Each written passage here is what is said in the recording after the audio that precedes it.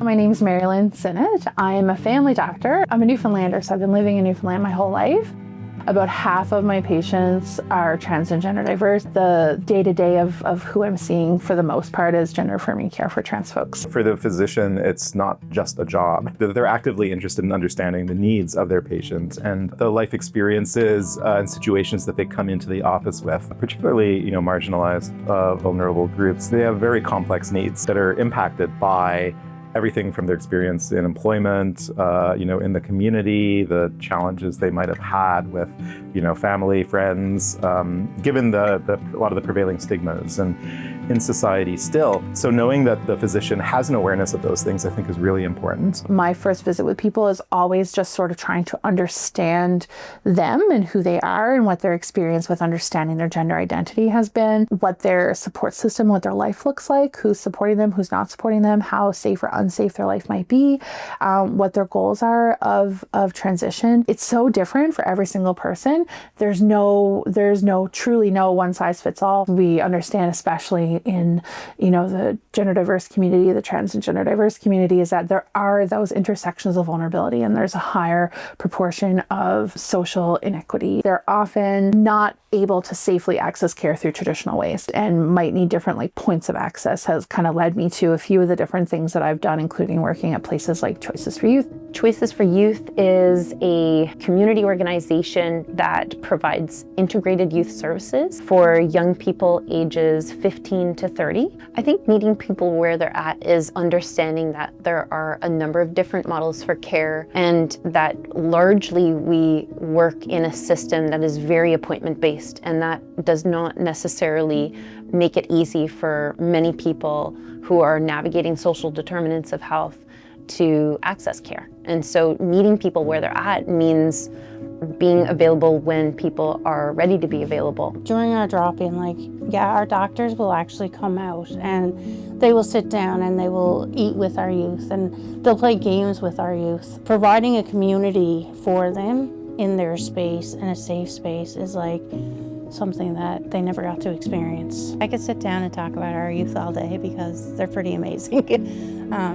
And I wish that society knew them like I know them, because they're pretty amazing. Don't listen to everything you read in the news and see in the news, because behind that news article is a person. That person is more than likely a pretty amazing person. Community street level drop-in clinics are a really important part of care provision, and that is where I started when I started providing care, and I think that really helped shape how I do my care now and how I provide care now. Even though it's not a street level drop-in clinic, I still try to kind of hold on to some of those values to be able to remain as accessible as possible.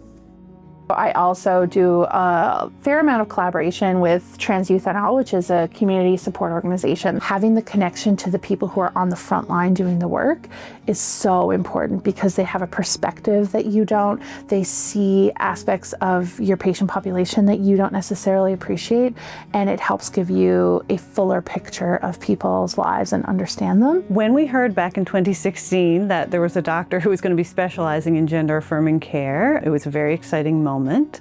At the time, there really was very little information in St. John's or in Newfoundland and Labrador about how to find gender affirming care. She didn't see her job as making her patients prove to her that they were trans. She started from a point of listening and believing her patients, and that her patients wouldn't need to go in and justify or prove themselves to her. That was a game changer. It was immediately clear that this was going to radically transform the landscape for gender affirming care, not just in St. John's, but throughout Newfoundland and Labrador.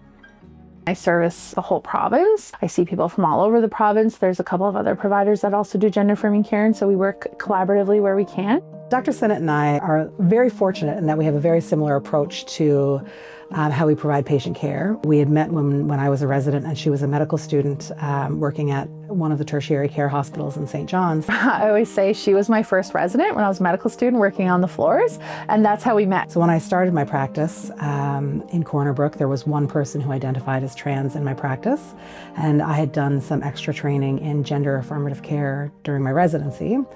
And so when I started taking care of this patient, and I was taking on some more patients to expand my practice, word gets out. And so I took on a large number of people seeking gender affirmative care. And so Dr. Sinnott was starting her practice shortly after that. She did a locum for me in my practice. So she took vacation and I came out and covered for her.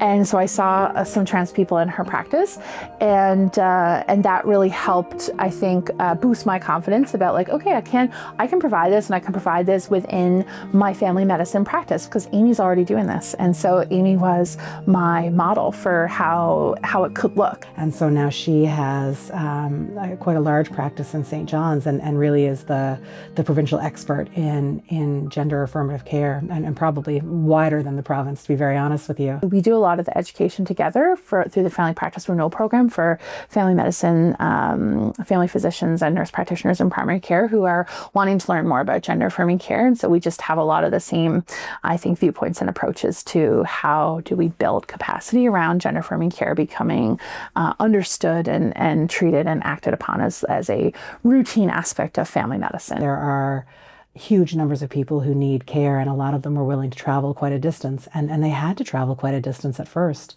You think that I'm a 6.5-hour drive away from Dr. Sinnott, and so the space in between, they have to find care somewhere, and patients who are living in Labrador and up the Northern Peninsula, it's a challenge for a lot of patients to access care. I think virtual medicine has helped, but there are still things that need to be seen in person. And so it's a struggle throughout family medicine, but particularly when the number of providers who are available are small and quite geographically distributed. Having to leave your friends, your community, your family, your home, just to be able to live as yourself, to access medical care, that's a really daunting prospect. So it's important to be able to access that here locally. And it's interesting how that policy environment has changed just in the last decade, I guess, through folks like Dr. Sinnott and others who've been working. And there's a lot more work that needs to be done in terms of making that accessible here in the province. But it's great to see physicians playing a role in that process. The biggest weakness we have in Newfoundland is just that we need more people who are doing the work. And I think that's why our viewpoint, Amy and I share this together, is that the answer is probably to be able to empower more family physicians to see this as their scope within their scope, because we are living proof of that, and be able to adapt their practice to support that. You learn pretty quickly that the reality of people's lives is vastly different than what you learn in the books, and you have to be able to adapt, because if you're waiting for it to look exactly as it does in the book, you're missing opportunities to help people.